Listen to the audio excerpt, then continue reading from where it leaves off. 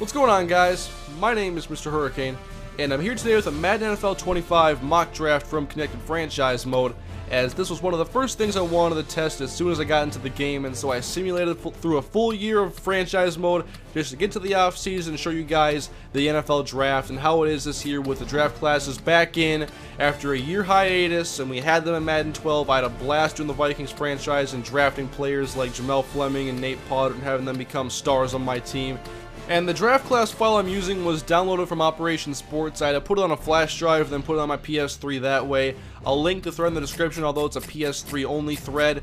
And I'll talk more about draft classes a little bit later in the video, especially for those that are looking to get good ones.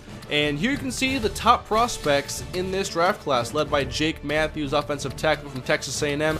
Johnny Manziel was the top quarterback, and Jadeveon Clowney was predicted to be a top 5 pick. And so the first pick in the draft was the Miami Dolphins. I wanted to see the logic would do this here. That's the whole point of the mock draft for me, and to see where the prospects are rated. And so the Dolphins let the clock run down, and they make a selection of Donald Hawkins, who was the 3rd rated left tackle on the board, but he was still a top 5 predicted pick. And I like this pick because it takes away a lot of the predictability from the computer, which is a very good thing. And so they still take a top 5 pick. It still fills a need. And they didn't take like a quarterback or anything, with Ryan Tannehill still very young on that roster.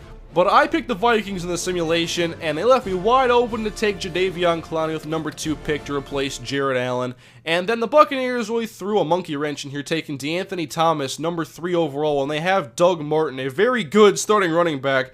I didn't like that pick at all. Then the Rams went with Johnny Manziel, and I did not look at the results of the season to see what the records were or whatnot, but I assumed that Sam Bradford didn't play well if they were the 4th worst team.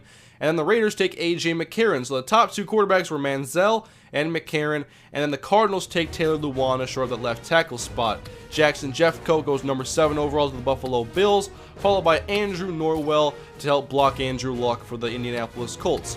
And you'll see the rest of the first round picks come off the board. There are a few weird things like the DeAnthony Thomas pick, and you might not expect a tight end to go that high.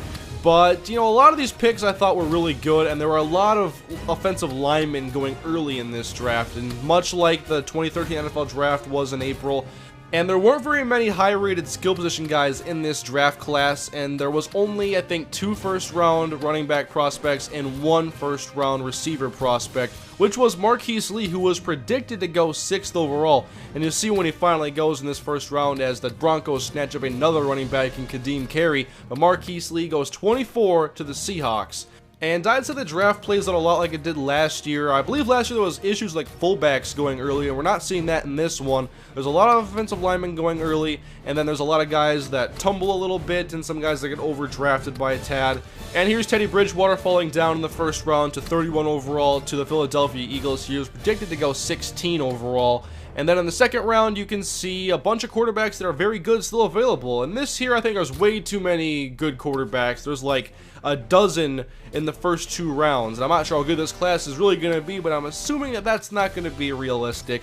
And then in the 3rd round, I was able to snag Sammy Watkins, who was a late 2nd round prospect. I got him early 3rd round, so it's not much of a real drop off there. And I don't want to spoil the entire offseason in case that it's basically the same for everybody, but you can see some of the signings around the league. I show a few of them here, but I like this one right here. This caught my attention. It looks like the Bengals are switching to a 3-4 in this simulation, and they moved Geno Atkins to end to better fit the defense. And I like that move right there. I'm assuming the logic is basically test whether his overall would be higher at that or not, and then you find out that it's actually a pretty good fit. So it does the change for the computer, and I think that's pretty cool. And there is no option to look through an entire draft order in the game, and so I have to show you guys the individual draft classes for each team, which I'm doing now. And now I wanted to talk a little bit about draft classes in particular, especially for those of you that are going to be making your own. Like, I'm probably going to be working on my own so that I can have one that's personable to me. Like, I don't want to have a draft class that a lot of people are using, because then everybody's going to be in my comment section telling me, like, who ends up being a very good player from it. I want to have my own draft class with unpredictability so that it just makes the suspense more fun. I don't like knowing things. I want to take in the experience and have it just play out naturally, basically. But if you guys want a hint in like your simulating your seasons in Dynasty mode in NCAA and you want to get good classes and you're complaining about how, like, underclassmen aren't committing to the draft. Like, Marquise Lee might not go to the draft in your simulation. I had the same issue when I was in Madden 12. Like, Justin Blackmon didn't go out. A lot of other players didn't. One thing you can do in your roster before you go into Dynasty mode in the first place is change their year to a senior. And that way, they're going to have to graduate. And being a high overall, they're going to go to the pro draft anyway. And so that's how you get them. You force them in to your draft class, basically. That's one way to do it. I think it's the only way that I know. And so you can see in this class, I have a class that looks very familiar compared to probably a lot of the 2014 mocks out right now that people are making. So I'm pretty happy with this draft class, but I want to get one that is for me. I want to make my own, and I might even edit ratings on a separate roster file just so I can have like a correct number of quarterbacks in the first round and second round, and just give myself the best draft class for me and my Rams connected franchise that is coming up. But hopefully you guys enjoyed this NFL mock draft for Madden 25. Hopefully this helps you out if you're wondering what it was kind of like in this year's game and how the draft classes work. But thanks for watching, guys. Have a great day, and I'll see you later.